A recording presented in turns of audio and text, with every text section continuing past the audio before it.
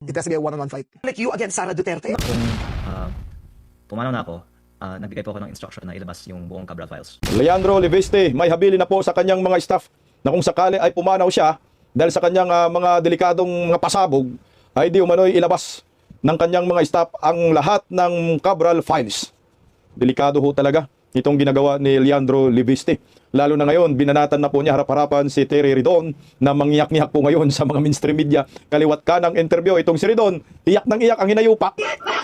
Oh, ito, 2028 presidential election, pag-uusapan po natin. Aba, tatakbo di umano itong si John Vic Remulla sa pagkapangulo. One-on-one.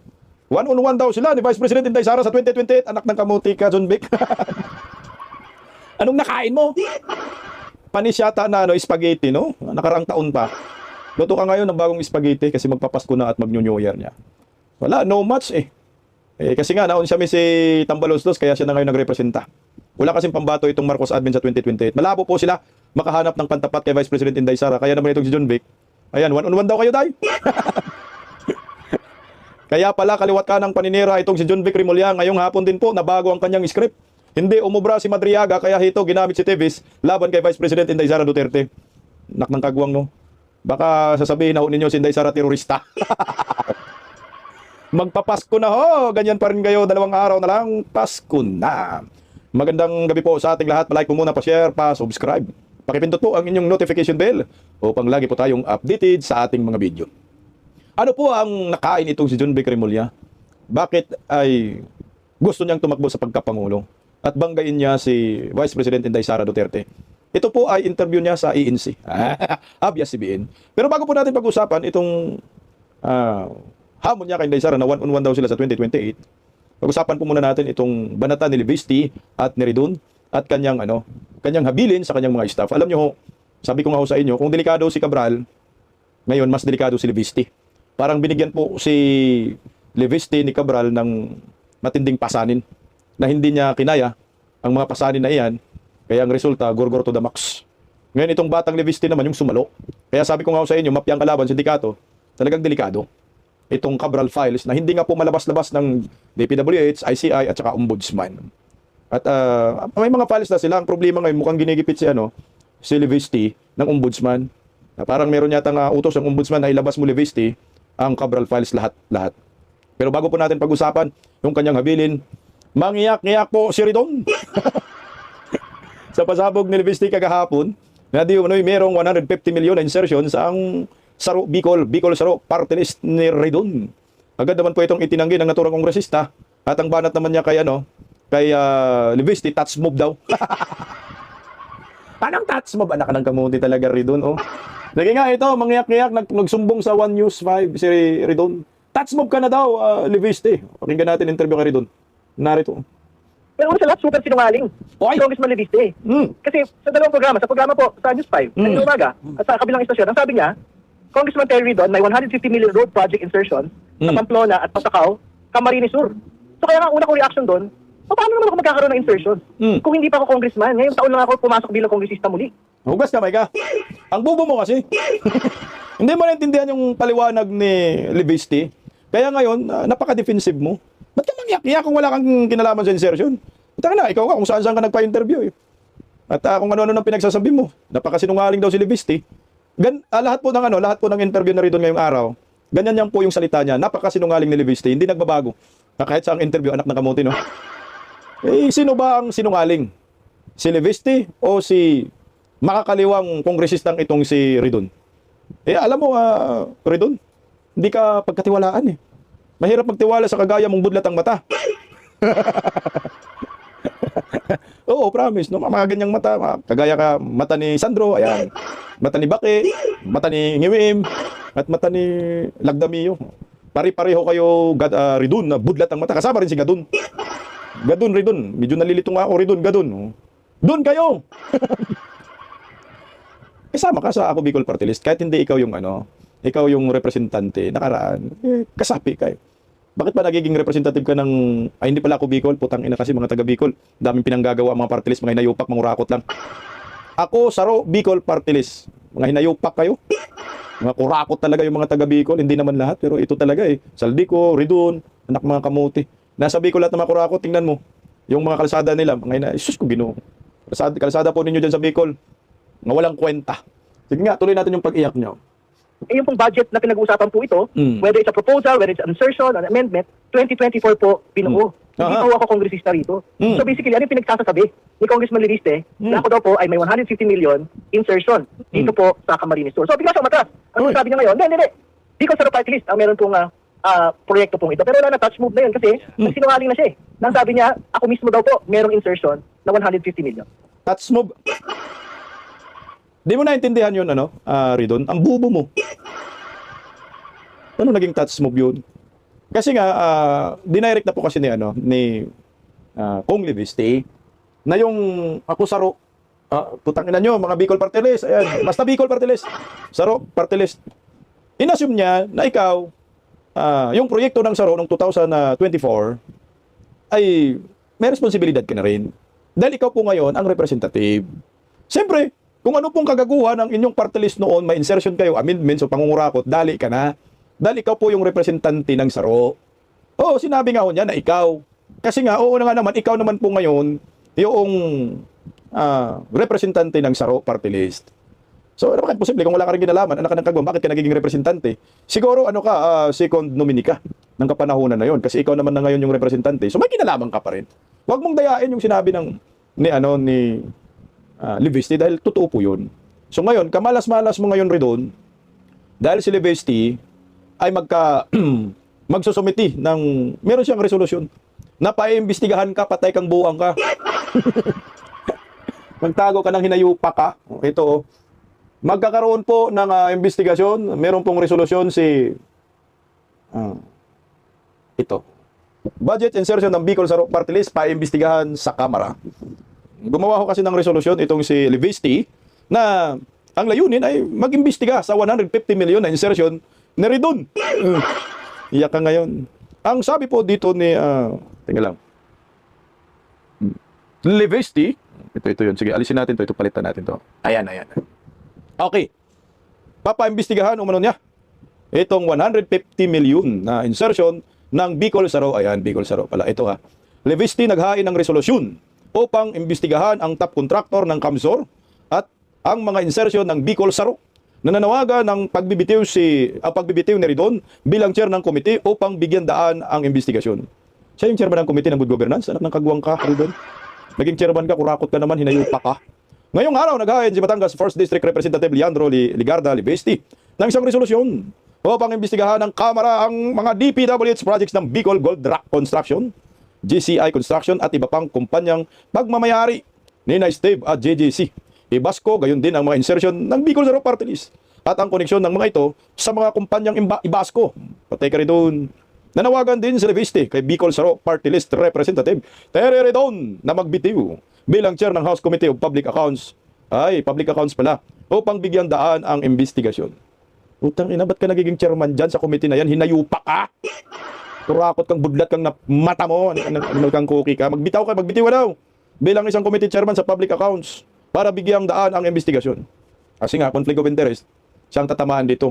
Saro. Yan. Saro, Bicol Saro ang tatamaan ng party list. Batay sa mga record ng DPWH, ang mga kumpanyang Ibasco ay nabigyan ng mahigit 42.3 billion pesos. Anak ng kagwang na kontrata sa rehiyon ng Bicol at mahigit 4.6 billion pesos na kontrata ng 1st District Batangas. Buo dito.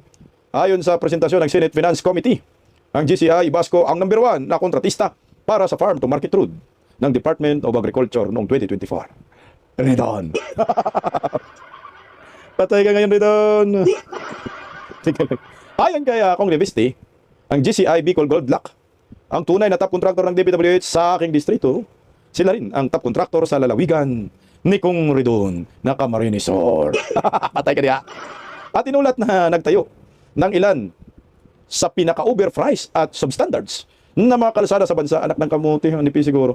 Kaya nagpapasalamat ako kay Kong Redon sa pagdaldal sa pagdadala ng pansin sa mga proyekto ng pamilyang Ibasco. Dagdag pa ni Liviste, ayon sa mga file mula kay Yussi Cabral, kabilang ang proyekto ng mga kumpanyang Ibasco sa listahang Senti 2025 ng mga proyekto, Senti 2025, abbreviation na naman, mga notes, ng proyekto na pinaghihinalang park funds naka-parking funds, o pre-order ng mga kontratista. Sa 954.9 million na nasa listahan ito para sa aking distrito, 514.3 million na mga proyekto ang napunta sa mga kumpanyang may kaugnayan kay Garjula at 440.6 million na may proyekto ang napunta sa mga kumpanyang Ibasco. Inihayag ni Libeste noong Desyembre 22 na pinapakita ng mga file ng yumaong undersecretary ng DPWH ng Bicol Saro Party List ang nagpanukala ng 150 milyon na mga proyekto sa 2025 DPWH budget. Dalawang kalsada, tig 75 milyon na magkarugtong sa Binirasyon Pamplona patungong Adicon, Pasakaw sa Camarines Sur. Ang dalawang kontrata ay ginawad sa Bicol Gold Rock sa halagang 73.5 milyon bawat isa. 2% na mas mababa sa aprobadong budget. Tumugon si Redon. Sabi, kakabalik lang daw, yun nga. Yan. Sagot, ito yung sagot ni Libiste yung sinabi ni Redon, kakabalik lang daw niya. Sinabi ko na ang mga insertion ay sa Bicol Saro Party List na bahagi ng 19th Congress at dapat suriin ni Redon sa kanyang party list dahil sila ang nagpapanukala ng 150 million na mga proyektong kalsada sa Kamsor. Hindi dapat hayaan ng media na iwasan ni Redon ang aligasyon sa pagsasabing sa party list ito, hindi sa kanya. Lalo't miyembro na rin siya ng Bicol Saro noong panahong iyon. Diba? Baka sikundo minitong hinayupak na to eh. Malalaman natin ang katotohanan kung magpupulong siya. Magpupulong siya ng isang public accounts hearing. Dagdag pa ni Libiste, hindi dapat itago ni Kong Redon ang mga insertion ng Bicol Saro Party List para man sa 2025 o 2026. Kung tunay na walang kaugnayan ng kanyang party list sa pamilyang Ibasco na nagmamayari ng Bicol Gold Rock at siyang nanalo sa mga proyektong kanilang iminungkahi upang magsagawa ng isang patas na investigasyon sa mga kumpanyang Ibasco at sa mga insertion sa 2025 DPWH budget, nanawagan ako sa aking mga kasamahan na tanggalin si Kong Redon bilang chair ng House Committee on Public Accounts. Resign ka daw. Dapat ka daw sipain, Redon. Animal naman kasi napaka-defensive.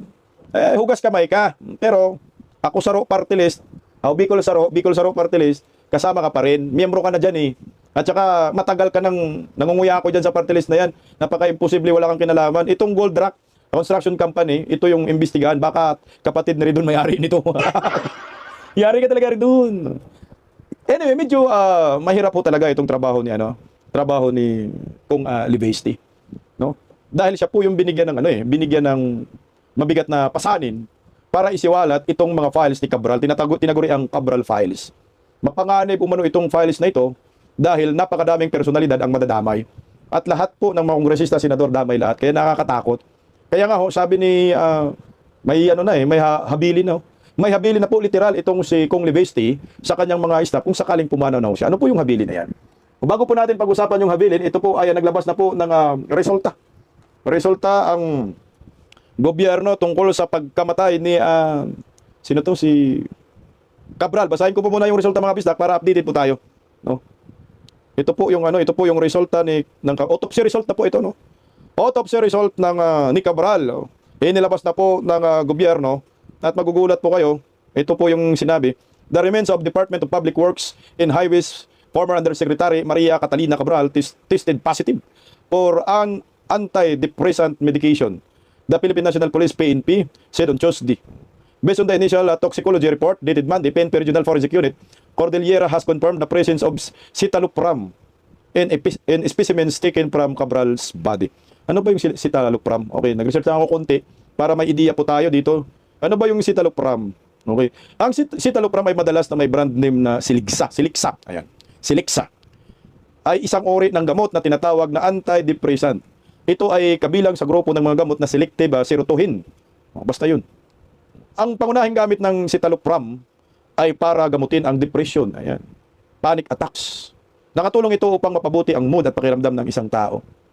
Ginagamit din ito kung minsan para sa mga nagpa-panic disorder or matinding kaba. Parang takot mo, depressed ka na. Ito pala yung iniinom dito. Ginagamit din ito kung may ito pa. Maaaring ring iresita ito ng doktor o mga doktor. Pinapataas nito ang level ng serotonin sa utak. Ang serotonin ay isang natural na kemikal na tumutulong sa pagpapanatili ng mental balance at nagbibigay ng pakiramdam at kasiyahan o kapanatagan. So, pamparelax nga ito. Sa mga tweet po, yung iniinom ni Cabral ay pamparelax. So, siguro kasi takot na siya. Ano bang nangyari? Na-pressure na siya, depressed na siya. Iniinom niya yung gamot. Pero yun ang sabi ng gobyerno. Alam mo naman, mga sinungaling ang mga yan. Huwag masyadong magtiwala. Buwag talaga na. Nagpapalusot lang ng mga yan para mapagtakpan ang katotohanan. Pero yun yung nilabas nila. Para daw nag-inom daw para iwas depression. Kaya nga po nakakatakot yung tinatawag na Cabral files. Na mismong si Libeste natatakot rin Nagulat po ako kasi meron po pala siyang interview na ganun na sinabi niya na natatakot siya, no? Natatakot siya dito sa Cabral Files, pero hindi mo siya nakitaan na takot. Matapang, bata pa naman to eh. No?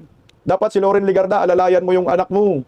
Dahil matapang po itong batang ito, pero ito, naglabas na po siya ng ng sentimento ngayon. Pag nakikita ko, parang nabibigatan si Livisti dito eh. Isipin mo yung dapat na gumawa na si Cabral, ngayon ay nasa kay Livisti na yung trabaho. Habili na po siya sa kanyang mga staff. Na kung sakaling pumanaw siya, ito po ang dapat gawin ng kanyang mga staff. Sir, last question. Ano pong assurance na maibibigay po ninyo sa ating kapwa Pilipino, sa ating global audience na itong Cabral Files ay hindi po maililibing, lalabas nito sa publiko, maisa sa publiko, at yung accountability susunod doon po sa mga nasa pangalan o listahan po ni former Yusek Cabral? Pwede ko pong bahagi ito. Yes, sir. Sisiguraduhin ko na balang araw lalabas ito kasi kaya po isa sa mga dahilan na hindi ito inilabas ngayon ay nakakatakot para sa seguridad ng mga maglalabas na ilabas ito. Pero kung pumanaw na ako, nagbigay po ako ng instruction na ilabas yung buong Cabral Files. Grabe, no? Nako, mag-ingat ka kung pumanaw na daw siya, ay may utos siya sa kanyang mga staff na ilabas yung Cabral Files. Yun yung habilin niya. Naman talaga naman, Mag-iingat ka dahil ang kalaban mo, mga buhaya, talagang nakakatakot. Alam mo, naintindihan ko yung pakiramdam ni Livisti. Ako sa akin lang. Kasi ang kalaban mo yan, buong kongreso, buong senado. Anong sabi niya? Lahat eh. So walang tapon. Lahat kayo may insertion. Meron pa sa executive. At hindi ng sindikato, no? So isa, laban sa lahat. Ito tayo ngayon. Dapat, kung ako, advice ko lang kay Kung Livisti, the best gawin mo kung nakaramdam ka na talaga ng takot ngayon, dahil nga, lalo na itong si Ridon, maingay na itong animal na komunistang ito, sarap. Gigigil ako itong hinayupak na to. Magpadagdag ka siguro ng security. Or magpatulong ka kay Vice President Inday Sara. Ganun na talaga ang gawin mo huwag ka nang magpahinay-hinay kasi hindi na po biro itong pinasok mo ngayon. Kumbaga, ang mga Pilipino ngayon naghihintay sa'yo na ilabas mo yung listahan na yan. Hagip lahat, no? Ang gusto kong mapakinggan yung mga nasa executive. Sino yung mga nakikialam sa mga insertion na to? Marami daw masagasaan, sabi ni Kung Livisti. Nako, mag-ingat ka lang. Sana si Legarda, anak man niya yan, alalayan niya yung anak niya. Dahil hindi po biro itong mga pasabog ni Livisti, mga isiniwalat. Tingnan mo si Ridon pa lang ang binanatan niya, mangyak-ngyak na. Kung ano nang nasa isip nito. Natutubuan na ng sungay at buntot sa puwet. Paano pa kaya? Kung sakaling nandyan din si Remulla Brothers, naku, anak-anak ng kaguwang mo. Nandyan si Baki, lahat ng mga senador. Panigurado nandyan si Sandro. Nandyan sino yan? Animal na Martin Romualdez, buhayang-buhaya, napalpak na. Hindi na matutuloy ang pagka-presidente ng Republika ng Pilipinas. Hanggang pangarap na lang yan, Martin Romualdez, iyak ka na. Kaya hito ngayon eh. Si Remulla, tatakbong Pangulo. At tatakbong Pangulo nung nakain mo, anak na ng kamuti eh. Kasi naging DILG ko na siya. Maganda ba ginawa mo pagiging DILG? Anak ng gagong, maraming galit sa mga Remulla ngayon eh.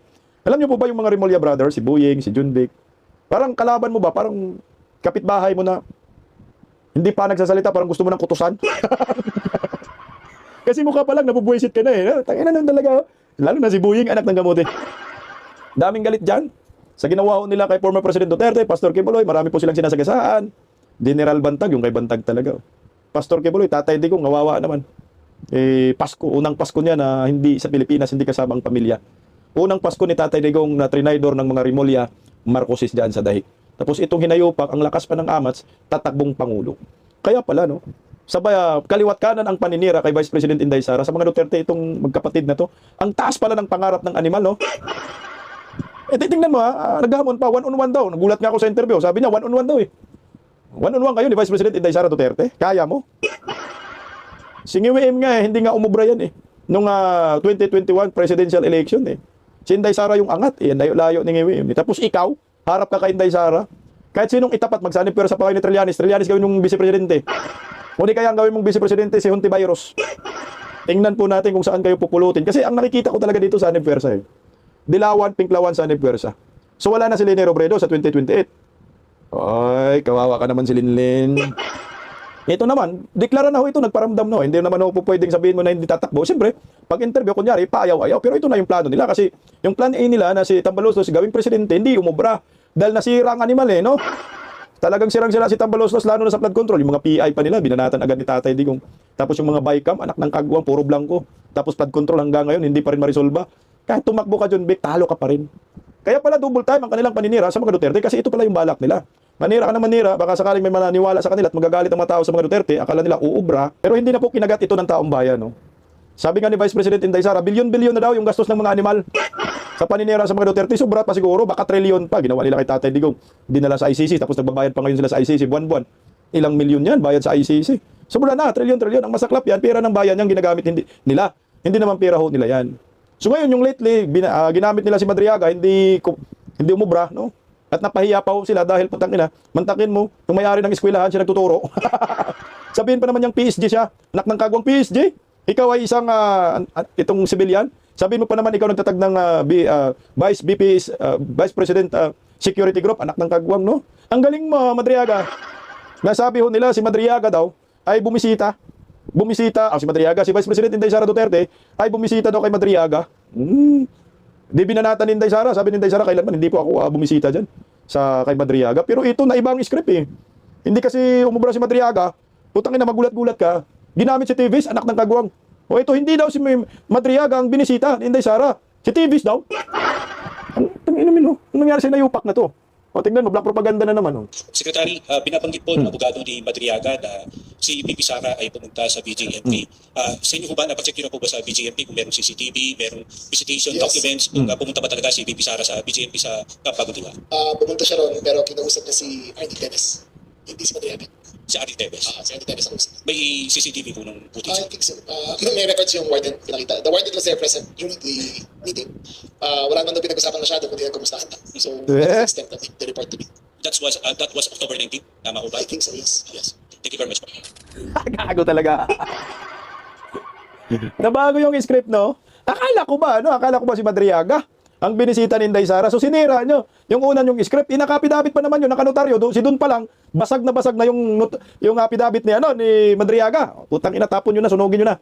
Eh kayo rin naman tumabla sa sarili ninyong bayaran eh.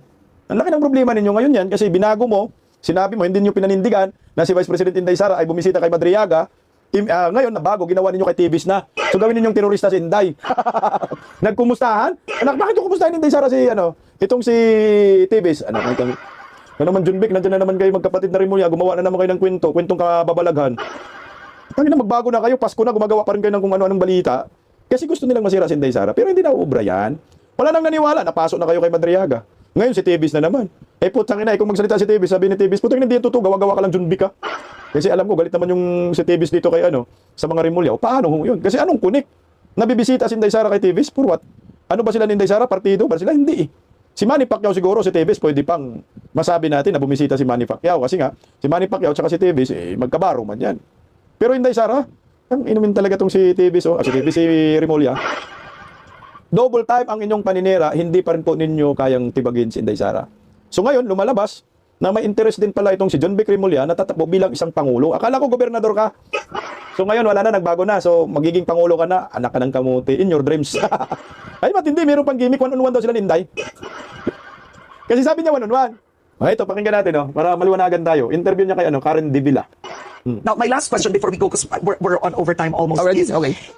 Is there a possibility that you will run for president Oh my God, where did that in come from? 2020? That is a curveball. Because you are a name that is being mentioned as a possible candidate of this administration. I mean, I'll be honest, there's Cavite, so that's a bailiwick. You're a cabinet secretary. You're quite visible. They have no candidate as of now. So is that a possibility on your end? This is the third time I've been asked in 1 week, and I always give the same answer. In 1998, then Governor Bongbong Marcos was asked, "Do you want to become president?" And he said, "Of course. All governors want to become president Because you know how to govern. And those who deny are lying." Sinabi niya yun? Sinabi niya yun.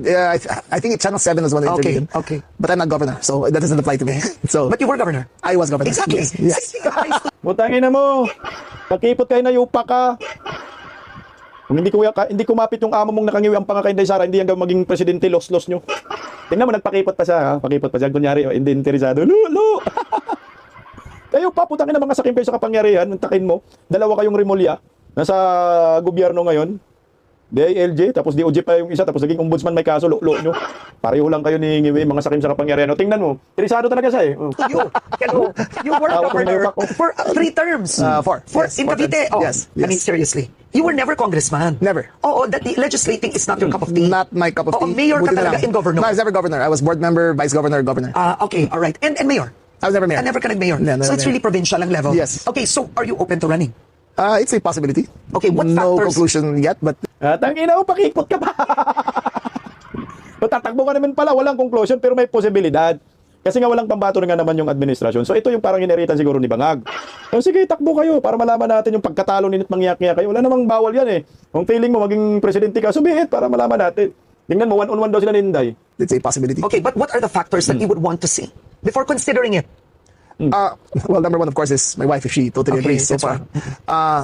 Number two, the country, for me, the country has to be solidly behind. It has to be a dichotomy of candidates.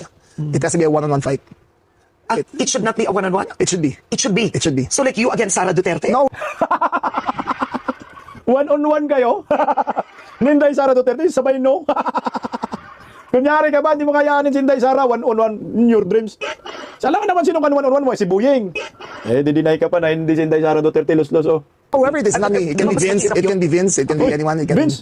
It can be Cheese, but it has to be a one-on-one. How could it be cheese? But whoever are the usual tama nito. suspects. No, of the cabinet kasi ito. How could it be cheese at this point with, Okay. with the accusations? I mean, But seriously. whoever- So either you and Vince. Whoever, it should be a one-on-one fight. I think it should be a dichotomy between the Philippines will have to choose between one version of how to govern and one version of the truth. The Philippines has to choose a common future that they think is believable, and they have to show a contrast between the two candidates, and I think that's important. All right. Kaya mo si Inday Sara one-on-one kayo? Bakit nagiging Vince Dizon na lang yung one-on-one mo?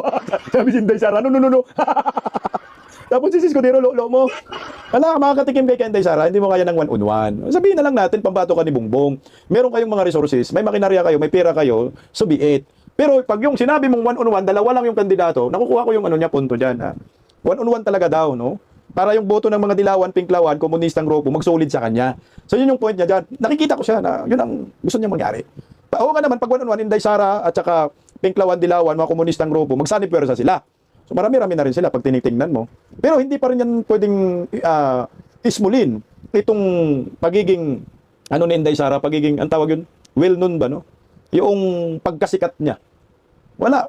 Na, contender si Inday Sara. Famous si Inday Sara. Hindi mo po pwede na isang tabi yung Duterte type of leadership, yung tatak Duterte legacy, dahil ito po yung hinahanap ngayon ng taong bayan. Napatunayan natin, nakaraang survey, di ba? Inday Sara pa rin nangunguna. 31% trust and approval rating. Si Dayon Yornasan, 21% na. Milya-milya yung lamang ni Inday Sara.